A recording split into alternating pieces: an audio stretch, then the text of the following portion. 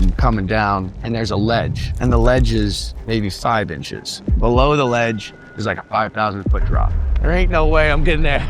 It's impossible. And guess what? My oxygen is running out.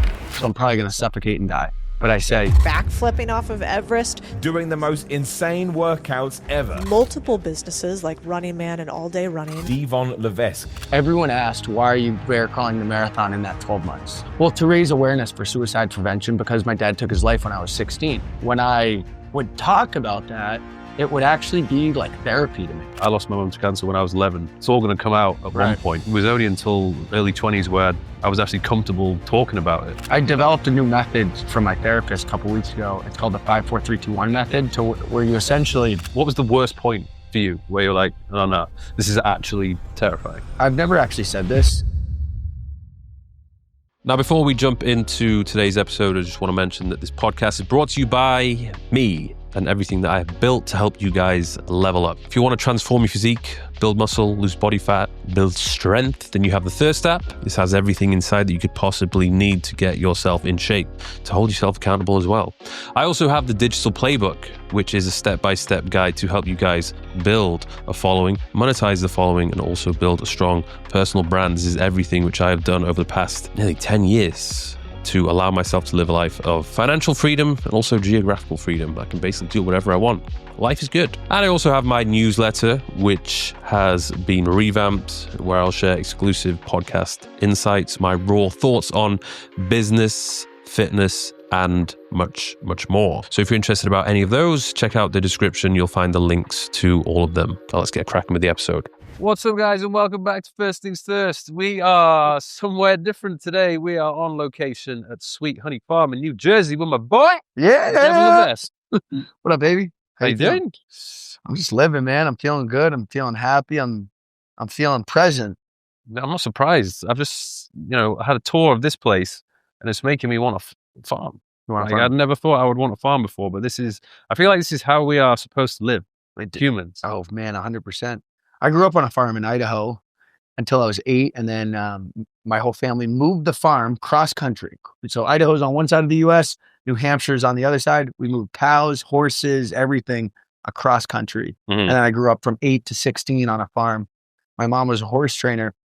And it's funny because I tried getting out of the farm life, and I was like, I got to go to the big city to make something of myself and have success, whatever that meant at the time. And I find myself right back here, and I'm happier than ever. Full circle. Full circle. So when did you move to New York? When I was probably 18, right out of military academy, because I went to college in Long Island.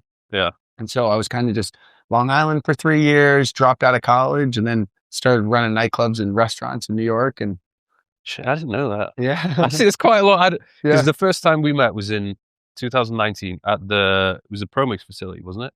Yes. Yeah, in New York City. So at that point, you would.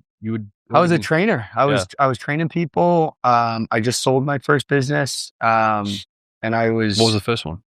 Training business, personal training, okay. And I had just a really good clientele list. And by the way, I have smoke just coming into my eyes. So if I'm talking, closing my eyes, there's not something wrong with me. Just fucking crying. It's gonna be an emotional podcast. Very emotional.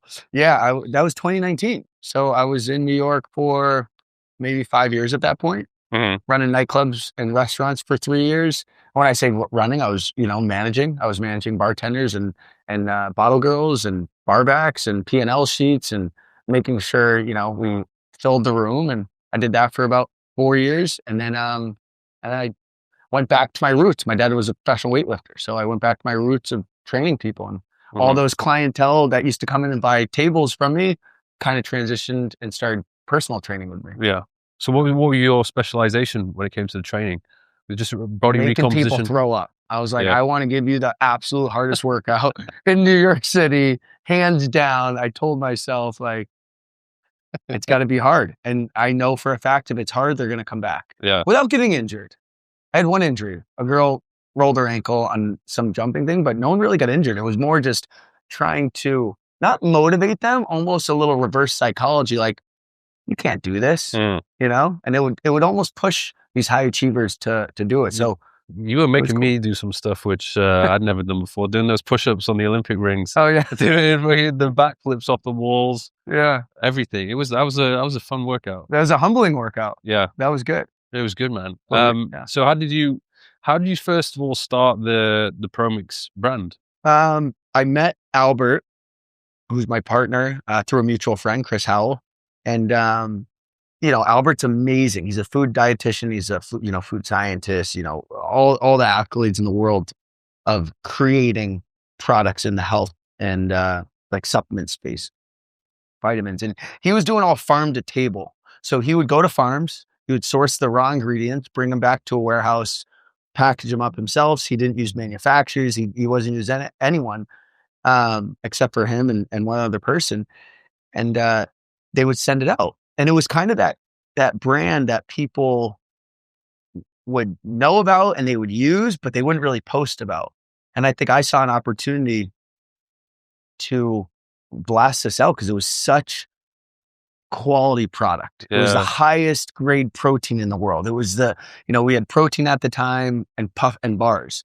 And it was just really high grade. And so him and I partnered up. We, redid the back end of the business and, that whole equity splits and all that fun stuff. And I took control of the front end. He took control of the back end and, it was a match made in heaven. And we just kept hiring people better than us, to scale this thing. And, it's interesting because it did get to the point where all of a sudden people were interested in the quality of supplements because to begin with, it was just like your protein powders, protein bars, pre-workouts and stuff. And it was just, most of the stuff on the market was garbage. Yeah. Like even the stuff I was consuming, even some companies that I'd worked with, like it would not sit well in my stomach when I would consume it. And I was like, why am I even promoting them? Yeah, I think the reason is because when an industry gets so saturated and there's a lot of the same players, people start to look under the hood of those players and what's under the hood of supplement companies, where the products are coming from, what type of, ingredients do you have in your products? Who is making those ingredients? What is that Farmer Joe's name that is actually making that whatever product, whatever ingredient you can't even pronounce the name of, like who the fuck is making that? Yeah. And I think that's where the supplement industry and vitamins and protein bars and industry is going and has gone. People just want to know transparency. They want to know where it's coming from and what that farmer's name is that actually made the product. And is the soil good? Like, how are they watering it? Are they spraying stuff on the crops? Because everything that we're drinking, eating around, like it's made from somewhere, And so, what is this, by the way? This is D-bloat. D-bloat is derived from a seed I found in Africa. The seed is called the baobab seed. Now I didn't find it. I was approached with it by a couple kids after I climbed Kilimanjaro, and baobab presented you with the seed. Yeah, he literally these three kids presented me with this big seed. It has a ton of potassium in the seed, a ton of vitamin C, and natural prebiotics. And so then we add probiotics, 3 strains. We add turmeric, and this will help your gut. Your gut has 2 bacteria in it, prebiotics and probiotics. You need both for your gut to really break down the food and then send out that food and nutrients into your bloodstream. And not enough of us are getting enough pre and probiotics. So that's why your skin might break out. That's why you might be going to the bathroom irregularly. It might be why you have mood swings. This is a second brain, right? They're directly connected. And so this is full gut health product called D-bloat. And it, were you experiencing issues before you put this together? I didn't know I had issues before, but I know when I first started taking the baobab, and Albert and I started making this mixture, things started to make more sense. Like my mood started to change. I started to feel lighter. I started to feel a little bit happier. I started to feel like, wow, down here, going to the bathroom, not too much information, but like easier. You know what I mean? And in the morning when I take it at 8 a.m., before my coffee, it flushes you out. Yeah.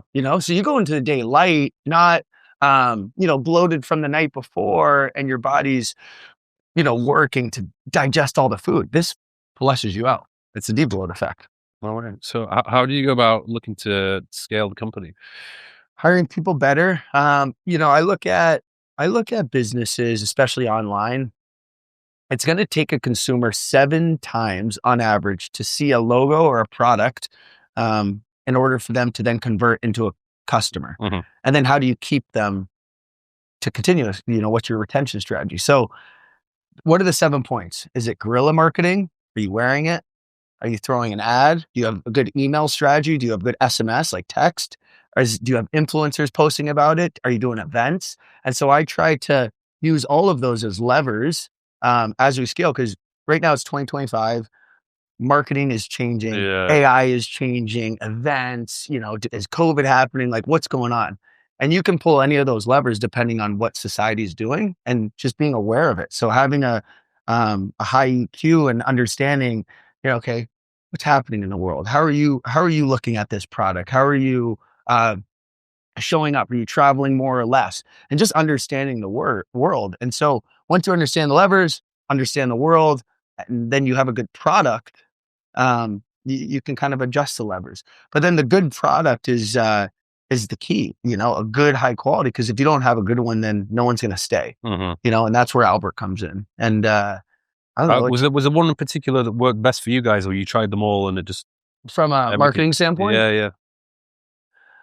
I think it was community building. It was like, doing in-person events. It was bringing people together, real people, real stories, real change, or how they actually implement this into their life. Going after our current consumers, right? So if you have your first 100 customers, what are those 100 people doing? What do they need? How is it helping them? And then retargeting and... There's a lot of word of mouth. Yeah, word of mouth. There's 2 metrics I always talk about that businesses they're never on the P&L sheet. It's word of mouth. And that's just like talking. That's seeing it somewhere. That's, in a small conversation with your, friends, family, whatever. And then FOMO, fear of missing out. Yeah. I want that. I'm like, I can't go on the other side of the fence.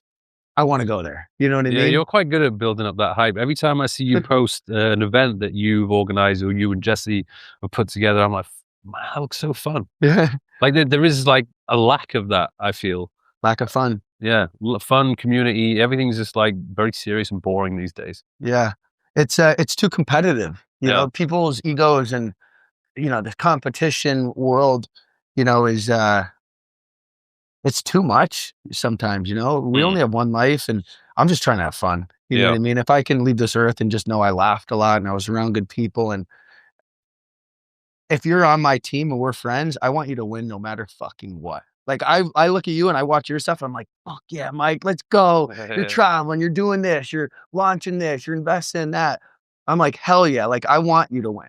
And if you have people around you that are like, fuck man, I hope he trips and falls, that's not cool. You know what I mean? And so I try to surround myself with people that support and I support them. And I just try to go about life that way. Whatever I'm putting out in the world is what I'm going to attract back. The law of attraction. So, how have you been able to get yourself in the right position to network with a lot of other entrepreneurs and go-getters? Because that's one thing I noticed with you. You always seem to be around like people who are they're making moves. Yeah. Like, how have you been able to do that? Showing up, man. I think putting myself in a position where it's not that normal happy hour or that normal expo or that normal masterclass that everyone's going to. It's going to the middle of Antarctica and going to a camp where there's only 100 people. You know how hard it is to get to Antarctica and get to that camp? You know what type of people are at that camp? It's people that aren't going to the expos. It's people that go that extra 10 steps, not that extra step, that extra 10 steps. And then you start meeting people like that. And then that starts expanding. It's the same thing with being on Mount Everest. It's like, those people aren't just like, they're not just regular Joes. You know what I mean? They're real people that are just extraordinary. They're just thinking so far outside the box. They've been there, done that. Like, they're not going to a workout class. They're going to fucking climb a mountain for 30 days. You know what I mean? And so it's like, what level are you at from a grit, from a curiosity standpoint? And how can you just keep leveling that up? You know what I mean? And I think that's where I meet the most people on the mountains and doing hard shit. Go-getters, high performers, there's something in their brain where they want to just keep going. And eventually the workout in the gym or that workout class or doing that marathon isn't enough. It's too easy. It's too easy, you know? Yeah. And so you start to meet really interesting people that have kind of, and I'm not saying it's good or bad. Everyone you know, I grew up my whole life working out in a gym. It's not bad. And I'm not past that. I worked out today, but it's going that extra step and being extra curious. But you got to show up. 50% of it's showing up. When I'm at the bottom of all these mountains, I'm still there. I still have to do the steps. I still have to walk up, but at least I'm there. I'm standing there and I'm like, all right, motherfucker, let's do this. You know? What was the first really challenging thing you did? I mean, I would imagine it was the bear crawl. Bear crawl. Yeah. Yeah, the bear crawl. First of all, why? Well, like, why bear crawl? Bear crawl, I think, is the hardest workout that you can do. It's like you don't need weights. You don't need, too much space. You just have to crawl. So we've been doing this since we were babies, right? But somehow we lost it as we started to learn to walk. So anyways, bear crawling is hard. And I wanted to show people that you can overcome the impossible and really target people that are on the brink of maybe suicide or mental health issues or, people that are just on the edge and be like, fuck, man, I can complete this. And so Ross Edgley actually gave me the idea. Of course. Yeah, Ross. He's been on the podcast. Yeah, oh, has he? Yeah. I love Ross.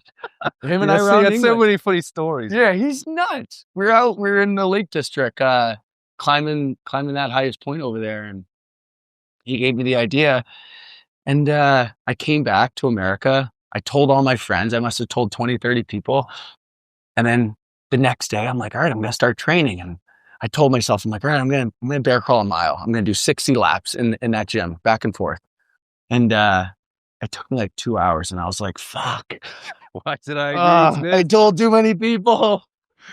And then I was like, fuck it. I got to do this. And so it's such an awkward position to get into. So awkward. Like, damn. I can't, I'm a man of my word. I gotta do it now. How long did you prep for to do that? 12 months. So it was 12 months of prep. 12 months. I would wake up at 2, 3 a.m., bear crawl for 4 or 5 hours. Why do you wake up so early? Because I had calls at 9 a.m. I had clients. I still had to, pay my bills. I still had to, get shit done. And so I'd wake up early, get it done, and then go into my normal day. But you'd start your morning doing 4, 5, 6 miles bear crawling, just crawling, like legit just crawling on your hands and knees, listening to a podcast, talking to my assistant, trying to figure out what calls I have that day. I would occupy my brain, but I would just crawl. And then when it came the day of, I started in Brooklyn, did pretty much the same exact route of the New York Marathon because the marathon was canceled that year because of COVID. And I completed it in 20 hours and 48 minutes. And we ended up raising around $2 million for suicide prevention. That's crazy. So yeah, that was really cool. And I had some great sponsors, and it was fulfilling for me. And I've never actually said this. This is probably the first time I'm saying that. It's the first time I'm saying this on a podcast.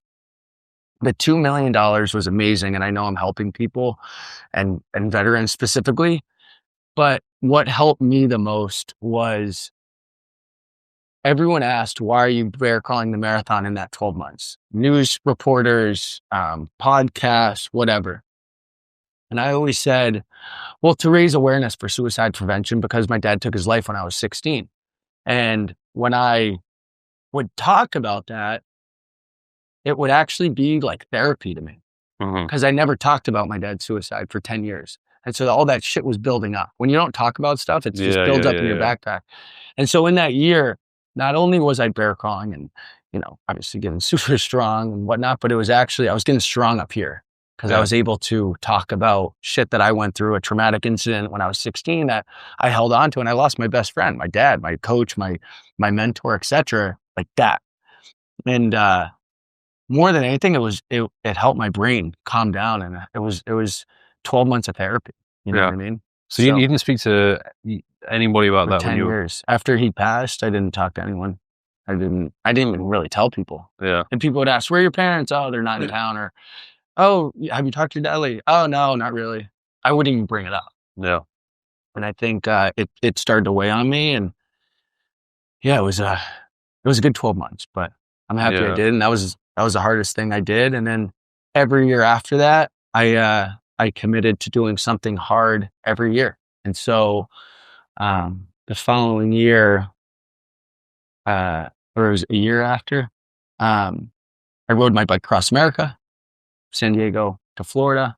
And then I started getting into climbing. So I would do Aconcagua, highest point in South America, did Antarctica, highest, Vinson, which is the highest point in Antarctica, Kilimanjaro, but Kili's not hard. And then rim to rim to rim in the Grand Canyon, 46 miles. And then recently Mount Everest, summiting Mount Everest. It's a tricky one when you lose someone at a young age. I mean, I lost my mum to cancer when I was 11. Yeah. And I dealt with it the same way you did. Didn't talk to anyone, didn't want to talk to anyone, just kept it all up here and just tried to suppress it. But obviously suppressing it it's all going to come out at one point, which it did a couple of times. But I think it was only until early 20s where I was actually comfortable talking about it. It's tough. And actually understanding like how to deal with it. Right. Probably therapy would have been beneficial when I was younger, but it was kind of less of a thing back then. It's I'm sorry. Yeah, I didn't know you lost your mom. We also, like, when you were 11, I was 16. How the fuck are we supposed to know how to deal with it? Or deal with it? Like, we don't know. And then you look at a therapist and you're like, I'm going to talk to this random stranger about this. And you don't want to talk to your family members because they're also grieving as well. And so you start, it's just crazy. It's like the kid doesn't know and you're in this really awkward position and you're like, fuck it. I don't want to feel like this. So I'm just going to not talk about it. It's much easier that way, but it fucks you up if you don't. And so I actually, last year, I went to this institute called the Hoffman Institute, and it's 7 days of intense work on traumatic incidents that you've gone through, and it helps unpack your brain. Like, it was the best, most transformational week of my life I've ever had. It was like, and that's all like drug free. Drug free. Yeah, you're not getting naked. You're not doing weird shit. You're not like, you're real. It's work. If it doesn't feel like work because you're doing, you're helping yourself as you're doing this. And it's just, a lot of writing, a lot of thinking, no phone, no one knows your name. And it changed my life. But I don't know. I think, I'm going to go to like 2 or 3 of them this year as well. And I think not the Hoffman, but there's a couple other courses, and it's like working out. You're not going to work out for a week and be in shape for the rest of your life. Yeah. You have to continue the mental work and not just, I don't want to say sharpening the iron, but like for real, like you have to continue activating your brain and opening it up and the frontal lobe and calming it down. And like this thing is controlling it. And if you're not constantly making this better, and that goes with being on a mountain by yourself, or being on a mountain and there's no music, there's no cell phone service, there's nothing except a fucking bowl of soup. That opens up a different part of the brain than when you're painting, than when you're working out, than when you're building a fire, than when you're raising a horse or a cow, or you have a baby with another woman, right? All of those are activating the brain. And I think the more that we can activate this, and it's not just in the city, in, London or New York City, just like, go, go, go. Expand your brain. Take a different path home. You guys came in this way, go out that way. And then tomorrow, if you come in that way. Like, you see different things, talk to new people. And I think what you said at the beginning of this with the podcast, whatever episode this is, 90 or 91, whatever, that's 90 new conversations. Your brain is probably like, it is huge. And the thing with the brain, bigger is better. Yeah. Like, you want a big brain. And I don't know, that's what excites me about this podcast for you specifically. Because it's in the last couple of years, this has probably massively helped you as a human understand people, see the world in a different way, understand industries, understand your EQ has probably skyrocketed along with your IQ. Well, it's changed me as well, just being around these very successful people who have done some amazing things, but I almost see them as mentors in a way, even though it's not like I'm constantly talking to them, but just a short interaction, relatively short, like an hour and a half. Yeah. It's life-changing sometimes. Yeah, for sure. I think my behavior's changed quite a lot, for sure. Well, you also see how I don't know about you, but I watch people very closely on how they talk to people, how they treat people, how they walk, how they kind of go about things. And I'm not being like weird or creepy. I'm just genuinely curious about human psychology and how people are thinking about stuff. Mm-hmm. And yes, does it directly impact Promix and Olipop and how I'm building brands and whatnot? Yes. But more importantly, it helps with how I'm going to be a brother, a son, a father one day, a husband, a friend. And I think when you understand people, man, life's a lot easier. Yeah. You know, you can walk into any room and be okay. You told me you were coming. I mean, I knew you were coming, but today it was like kind of last minute, like, all right, we're good. Yeah. I mean, not only because you're my friend, but like, it doesn't feel hard to sit down with you and chat and just like, we didn't really know this was happening today, right? And it was, it's great. And I was like trying to message you and you're like, I know. on top of a mountain. I'm like, oh, Devon's probably not like in work mode at the moment. I know. Good, we're here, we're doing it. We need to get some more wood on this because I'm freezing. Yeah, guys, it's cold. It's cold. I really wanted to come here in the middle of summer, but it's not. It's March right now. March. We had a couple of nice days 2 days ago. Maybe throw like 5. But today is quite chilly. Yeah, it's cold. We're gonna get this thing cooked. But you've been on top of Mount Everest, so like, yeah, relatively speaking, I mean, you are probably wearing like one hoodie in comparison to whatever it was you're wearing on Everest. First of all, I'm curious about Everest. So people who want to do it, they want to do it because they're looking for a challenge, or is there some sort of obsession with climbing the biggest mountains? What I noticed is everyone has a different purpose. A big reason I did it, or let me not go into me yet. What I saw people doing it for was totally for them. Like sometimes it was they were trying to, do the highest peak in the world. That's the obvious one. Sometimes they were interested in the Nepalese culture. Sometimes they were doing it with a buddy and they haven't reunited with their friend in 10 years and they're big climbers and they're like, let's go do a challenge together. Sometimes, unfortunately, sometimes it's suicidal. Sometimes people are like, I don't want to live. I want to go die up here. And people literally just die up there. So they get to the top and they're just like oxygen mask off. Yeah. Yeah, of course there's people where it's like ego driven and, I want to be the man and go up there. Sometimes, sometimes it's just locals. Don't forget about the local Sherpa community where that's their job to go up. It's a guiding job. People. You know what I mean? So I think everyone has their different reason. It's not all 400 people that were on the mountain this past year were not out there for the same reason. Yeah. I went up, my dad always talked about it.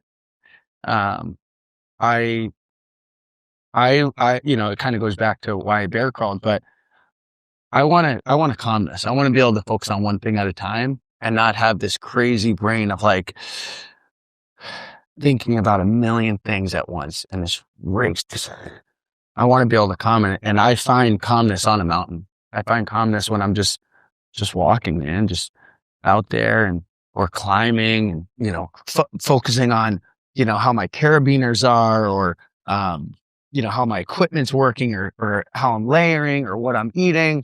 I'm not thinking about this at all. Yeah. This goes fully out the window when you're up there. You're not I don't fucking know how much battery I have or what, who's texting me or how many likes you have. Like this goes out and this consumes our day. Yeah. And so if I can take that out, then I can focus on this and also, kind of tribute to my father and just, I don't know. I was standing at the top of the world. I was the only human on earth. I was the tallest person on earth. I was just up there and I'm like, man, I feel like I could touch heaven right now. You're just up there and you're surreal. There's one point that's the highest point. It's probably the size of this tree right here. And you're just standing around And you're like, Fuck, I bet that's a holy mad feeling. shit. I start crying. I'm like, this is wild. And Of course, that was a cool feeling. You had to do a backflip whilst you were there as well. I had to of do a course. backflip. Yeah. That was wild. Did it go to plan? No, I wasn't even, I kind of just had a burst of energy and I was up there and I'm like, I don't think I'm ever coming up here again Yeah. in my life. Just because it was terrifying. It was, people are dying around me. I'm seeing dead bodies. It's avalanches. I mean, it's just terrifying. It's not fun. And I told myself, I just want to get back to Memorial Day weekend in America because I just want to be on a boat somewhere. And It's messed up because you're up there and there's Warm like no weather. one's coming to save you. no. Helicopters can't come and just pick you up. They can't. It's too high. After Camp 2, there's helicopters can't make it up there. So I don't know. The backflip was just, there's no way I'm ever coming up here again. Let me do a couple things that I'll remember for myself. And yeah, that, I did the backflip and a lot of people saw it. I was like, oh shit, that was cool. But, and it's funny, man. Some people are like, why'd you do a backflip on top of Everest? Like, that's so selfish. And I'm like, Well, yeah. I can't please everyone, man. Yeah. Whenever a video starts to get traction, you always going to get some negativity. People just Always, right? out of context. People don't understand what's going on. It's wild. But no, it was fun. I wouldn't recommend Everest. I don't think it's for me. Huh? I don't think it's for me. No?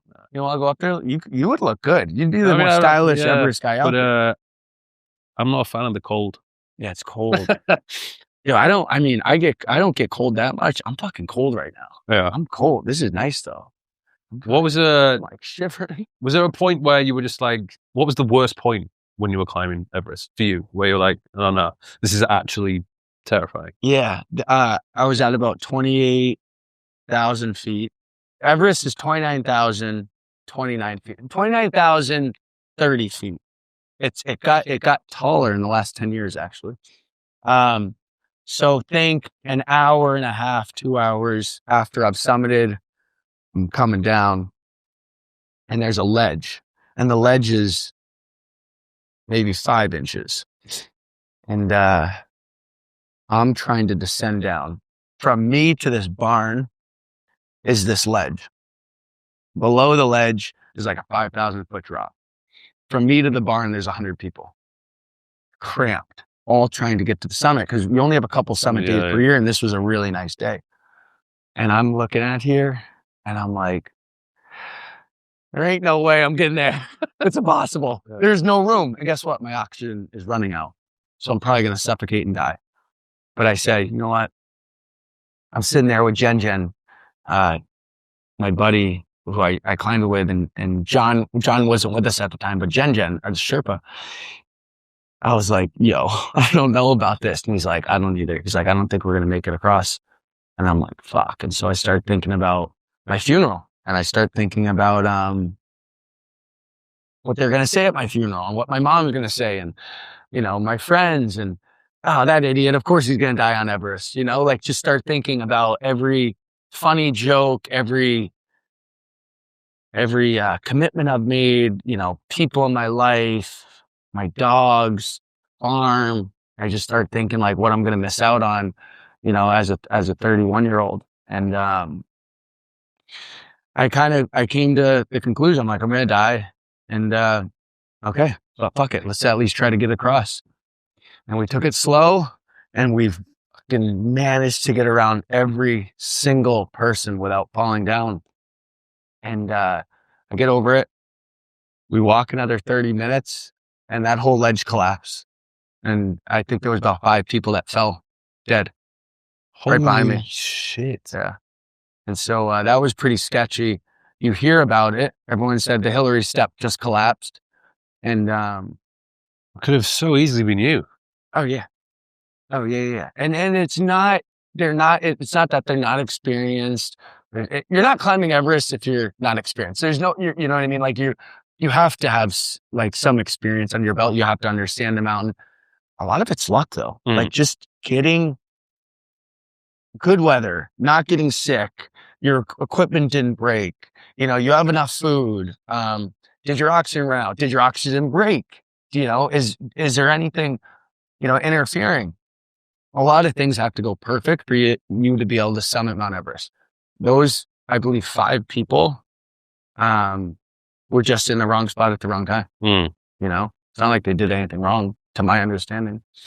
So quick interruption, guys. Have you noticed how a lot of the guests that I've been speaking to on this podcast have taken the leap and built something meaningful for themselves? They didn't just think about it or make excuses. They took a risk and they made it happen. I don't want to hear about why you can't do it and why your situation is different. It's exactly why I have created the digital playbook for you. This is a step-by-step guide to you building your online presence, your social media following, and ultimately monetizing that following so you can live a life of freedom, both financially and geographically. Recently, you've done a trip to Finland. Of course. yeah, that was I don't think I've met someone who's like more obsessed with saunas than you. and we're sauning today after this. We're gonna make sure it's on. Get that nice pipe Get and that hot, thing please. riffing. So this year my challenge, and I kind of chilled this year just because last year was crazy, and I wanted to take. Last year was Everest. Last year was Everest. Yeah. May 21st it will be the anniversary, so not even a year. This year I just wanted to do something chill, so we did. My buddy Jesse Itzler and I, every year we do something fun, chill, hard. Misogi, which is a Japanese, I guess, phrase, kind of doing something where there's a 50-50 completion rate for you. Maybe it's a marathon. Maybe you're like, Dev, I don't know if I can do a marathon. It's a 50-50. Well, that's your Misogi. You wanted to do something chill, but still was a 50-50 completion rate. Yeah. This one wasn't really a Misogi. This was like just our trip. But it looks like I didn't realize. I watched all your stories and your posts. yeah. I didn't know how big the sauna vibe is in Finland. There's more saunas than people there. 5.5 million people, 3.5 million saunas. Sauna. They call it a sauna. And it's just part of their culture. They sauna for Christmas. They sauna for, family, weekly get-togethers. They sauna, hey, let's go grab a sauna, and they have beer afterwards. So that's kind of their thing. But yeah, I love sauna. I love the contrast therapy. There's obviously a ton of studies behind it, but I just like how it makes me feel. Yeah. You're sweating, you're getting cold, you're going into this fight or flight, and your heart rate's getting up. There's a few went in and I saw that you were struggling, and I was like, if you're struggling, like some of them are hot, and these fuckers just kept putting water on the rocks, and it was getting hot. But yeah, we hit 25 saunas in 8 days, and cumulative of I think 17 hours in the actual saunas throughout those days. Not just like sauna cold, that's the 17 hours. Sitting in the freaking sauna was 17 hours. And I think it was actually 19, but yeah, it was cool, man. The culture, the food is amazing. The salmon, they eat reindeer a lot. The reindeer is really good. But there's some of the saunas, they were 300-400 years old. The wood had a history, like what wood they were using. It's just so ingrained in their culture. I wouldn't recommend Everest. I would highly recommend Finland. Yeah, I would do that one. It looked fun. You would love it. Yeah. And, you're dog sledding in between, you're cross-country skiing, you're just having a good time, and it's cold. Yeah. So you got to get over that part, but you can go in the summer, and it's a vibe. You have this philosophy where you say every day you should do one thing that you used to do as a kid. Yeah. Where did that come from? I kind of just made it up. Yeah. I think it kind of tied together at Hoffman. I didn't realize they go over like your inner child, basically who you are before you're 12. Because before you're 12, you're not really developing, too much ego or anything. You kind of just this kid that just has no worries in the world, right? And they're just doing things that make them laugh and happy and fun. And so I try to do one thing every day that I used to do before I was 12. So I'll go hug a cow. I'll go climb a tree. I'll go ride a skateboard. I'll go do something that just switches work mode off and life off and just say, be a kid real quick. And I think it's what keeps you young. I think it's the fountain of youth, Yeah, because adults don't really get to play. You don't get to play, yeah. When do you play? When are people talking about, let's go to the playground? If you and I went to the playground right now, and we're like, yo, let's just go do the slide. You would be like, fuck, this is weird, but fuck, that was actually kind of fun. I love a good water slide. Yeah, or even just going like in the sea when the waves are massive. I used to love playing about in the sea. Oh my God, fucking amazing. It's, I think if you, because so many people are so obsessed with work and making money that they're not really allocating that time to enjoy themselves or have a bit of fun. It usually tends to be something that's maybe counterproductive or involves drinking or right. partying. And it's like, that's Is not that really fun? feeding the soul. No, it's not. I agree, man. I think the world is starting to understand that health is wealth, and what comes with health is fun and happiness. And I love Arnold Schwarzenegger, but I think the Arnold days are out a little bit, and it's more about how happy you're waking up and how content. Everyone wants to wake up ecstatic. I want to just wake up so happy. It's not going to happen. But you can wake up content, and you can wake up and say, all right, I'm all right. I'm good. I'm okay. I'm not ecstatic. I'm not depressed. I'm okay. And that's good. And if you can just get to that point, that's my goal, is just to be able to wake up and smile. I don't have to have a fucking party going on. I don't need champagne in my face. Like, I just need to be, okay, that's all right.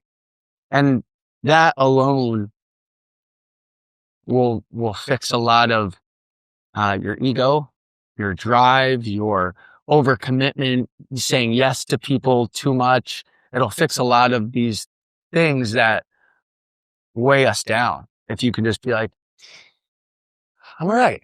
I'm content. I developed a new method from my therapist a couple weeks ago. It's called the 5-4-3-2-1 method, where you essentially, when you're feeling stressed or anxious, you use your sight. And so you look to the right and you focus on one little tiny thing, and look to your left, one tiny thing down, up, and in front of you. And that'll help kind of calm the amygdala. Then you smell, you get air in, and then you open your mouth, you get air to the back of your throat, and then you sit there and just listen. And you listen for a bird, a car, you breathing, the fire, and that just helps reset your brain. And guess what? Me just explaining that took me 15 seconds. And if you can do that 5, 6, 7 times a day, you're going to go throughout the day where your cortisol levels aren't going up and down, where you can kind of just stay content and okay. Yeah. What does a typical day look like for you now? You moved on from Promix. Yeah. Yeah. I didn't move on. I'm still very, very involved, but yeah, we sold majority of the company to a private equity firm. So hoorah. Hoorah. Love my new partners. They're freaking dogs. But yeah, still very involved. We're growing this thing. You've got an investment company as well. Yes. What's your thought process when you are looking to invest? One, would I actually use the product? Automatic. 2, is this scalable? And how is the consumer currently looking at it from a retention standpoint? Like, are they coming back? 3, the founders, or is it 3 or 4? Like, who are the founders? Do they have good intentions? And like, is this product, is this just is it a bubble that's going to pop? Is it just a trend, or is this something that's actually going to help people? If I was into unhealthy products, I would be really, really fucking rich, because the majority of the world love unhealthy products. Yeah. I wouldn't be able to sleep at night if I was selling something unhealthy, and that I know is impacting someone in a negative way. And so I stay in my lane. I like the health and wellness industry. I like making people feel good and happy and healthy. So I kind of stay in that lane, and I know that lane. And then if I deep dive in a little bit more, I like to be on the online business, the CPG, consumer packaged goods, online, connecting with Shopify. And so I look at those businesses. But overall, that all kind of goes to my brain, in no particular order. And then, are they profitable? Does this company actually make money? Because if a company is not making money, there's probably not going to be a buyer, because there's so many brands in the world. The world is saturated with brands, especially with AI. Hey, build me a new protein company. Hey, build me a new, boot company. Boom, it'll create it. It's not hard to make a company, but can you make it profitable? And can you do 2 things? And I look at this when I invest. Is the company running on itself, and is it growing on its own? And if it's not doing those two, then I don't consider it a real business. If I can separate myself from it fully, then it's a real business. If I have to micromanage everything, if you constantly have to, be a part of it, if you constantly, So you stay away from startups. yeah, right now. So they already have to, unless I'm controlling the startup, okay. right? Like unless I have full autonomy. But I don't think you would want to get involved into that. it's just, it's tricky, but you gotta start somewhere. Yeah. You know what I mean? I think I'm 32. When I was, 4 or 5 years ago, I was involved in startups, but now it's not, it's not necessarily a startup anymore. It's like, okay, we got funding. We're there. We're doing it. You still gotta, the big part is profitability. Mm-hmm. So I look at profitability. If you're not profitable, I probably won't. Yeah. I wouldn't invest in it. It's just too risky. Now that's the industries I like for tech, for maybe healthcare, for real estate. I don't know. Those aren't my, I guess, my forte, but that's the other thing I look at when investing. Like have companies tried to expand outside too much and not focus on their, the current market. Because if you can crack America, you cracked it. Yeah. And also there's stages to it. There's the $0 to $100 million companies, really like say 50 to 100. And then there's the 100 to 500. And then someone buys it and then they bring it from 500 to $1 billion. And then it either goes public or someone brings it from like $1 billion to $5 billion. Some companies do the whole thing up to $5 billion worth. What's harder, 0 to 100 mil or 100 mil to $1 billion? 0, I don't know. I'd say, I think both have their challenges. Yeah.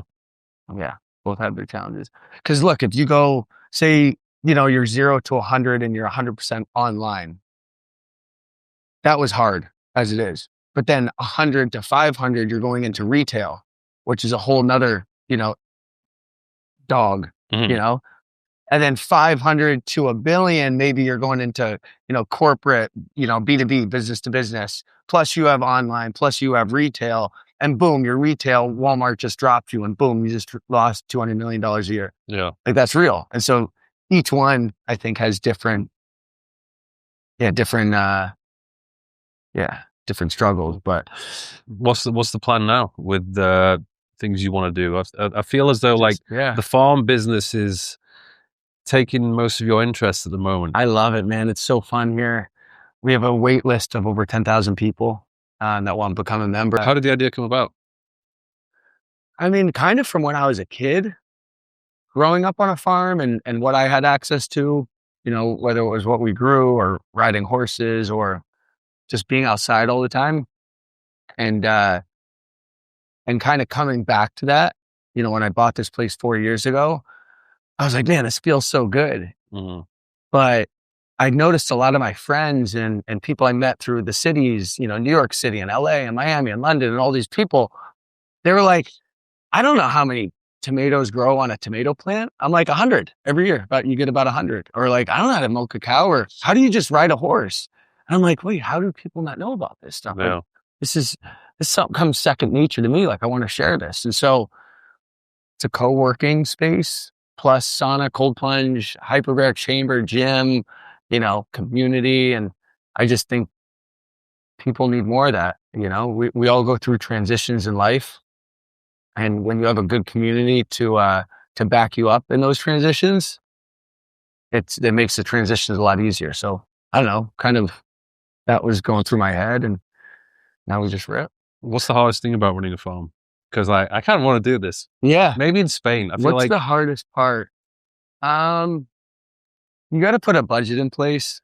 Yeah. Especially with a creative person like you, you'd be like, well, I want a bouncy house over there and let's do this and that. And you gotta stay, I guess, true to your budget. But and then the animals get sick. Animals need food. Animals need to be rotated. Animals are tough. You know, it's not like they speak to you, so, but I don't know. You asked earlier, you're like, what's my daily routine now?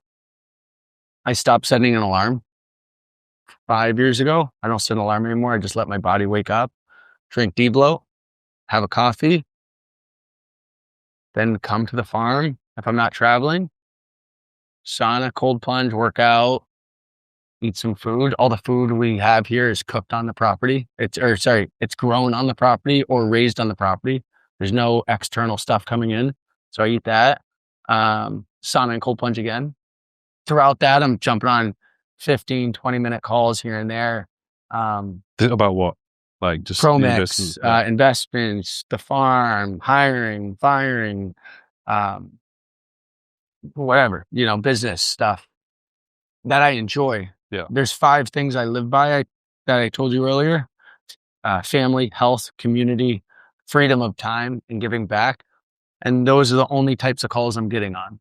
If there's anything outside of those 5, I'm not doing it. Or meeting with the person. Or spending my time if it's outside of those 5. And it helps de-risk my time because we only have the 24 hours. And so if we have something to lean back on versus just going and saying yes to this and no to that and having nothing to like back that up. There's no insurance. There's no, you as a company, you have a company and you have pillars that that company fucking stands by. Well, what about us? Like, what are the pillars that I stand by as a human? And so I'm really true to that. Yeah. I'll look at my schedule and there'll be 3 calls on there. And I'm like, who the fuck is this? And then I'll figure it out. And it's not that person's a bad human, but the intentions of the call don't hit on my 5 values. And so I'm like, I'm out. Yeah. And I cancel it. And I tell them, no offense, it's not right for me at this time. And so that's kind of how I run my day. Yeah. Man, I was so impressed, like just the way you're living life, you're living it to the max, but at the same time, you're having the success through business, finance, everything. It's just, thank you, brother. It's inspiring. I'm like, damn, like I need to get on Devon's level. Nah, man, I need to be around the people you're around. I appreciate just do all the fun shit that you do. I appreciate that, brother. You're doing some cool stuff too. And look, man, I'm just trying to figure it out every day. Just like everyone else, I had some big fires this morning I had to put out, no pun intended, with some work stuff, and it happens, but I think it's how you handle it. It's increasing your grit level and just doing hard shit. I would love to see you climb a mountain. I think you would find, I love the podcast that you're doing because I think you're just expanding your brain, like I said, but I think also you start going out in nature a little bit. Yeah. I don't think I've really done anything challenging, like really challenging. Not for a long time. You know what I mean? So I feel that. The prospect of it and the thought of doing it, I'm like, oh God, why? But I know, everybody who does those types of things, they come out of it better off. You do. Stronger, like just more resilient. They can just take on more. They're almost looking for the next thing to do. Right. Especially when I'm living in Dubai, man, I get way too comfortable there. Far too comfortable just living a very easy life. Yeah. I need to shake things up a little bit. I was telling my buddy when I went out there with you, I'm like, my guy's the craziest schedule. He wakes up, like, just fucking works out and then goes, lays by the pool and then he got sushi with a different girl every day. Like, that's all he did. I'm like, this is wild. Yeah. It doesn't even make sense. Yeah, I had a few years of doing that. I was like, no, I need to come on. I came into the best schedule. I'm like, how do I do that? It's so chill. I've gone through those phases where the work-life balance has been too much life. Yeah. I need to do a little bit more work. Yeah. So I've kind of pulled it around over the past year or so. No, it's good. But I've needed to. But freezing my balls off. Think I'm ready to go in the sauna. Yeah, let's go sauna. I appreciate your time. Everybody go check them out on socials. What else do they check out? Go to Promix. Yeah. Olipop. What Promix. else? Get yourself some Promix, and I'm reactivating my YouTube channel. Yes. I got to. And inspired by you. So yeah, just frequency once a week minimum. Okay. Maybe twice if you really want to grow. Have the best. The team is everything, as you obviously know. So you don't have to do it. You just be you. Okay. And then they can do the editing. They can do the posting. The fact that you have a farm is like unique in itself. Like the amount of stuff you can do here. All the events that you throw, so like the running. Yeah, Running Man. Running Man. Running Man. If you're in America and you want to come to the best 3-day festival, which Jesse Isler and I throw this Running Man festival, It's insane. I mean, we have a 300-person sauna, we have cold plunges, we have 50 food trucks, we have performers, and then we put a clock on, and you can run around this track for 8 hours, right? And you pick the distance, but there's no first place, last place. You just can go as much or as little as you want. If you want to do a beer mile, if you want the beer mile, you do whatever you want. It's so fun. And it's like, check out Running Man. Running Man's a good place to meet people too. Yeah. Yeah. But anyways, awesome, man. I appreciate it. you. Let's go sauna. Yes. Love. Get up. God, you're fine, bro. Jacked.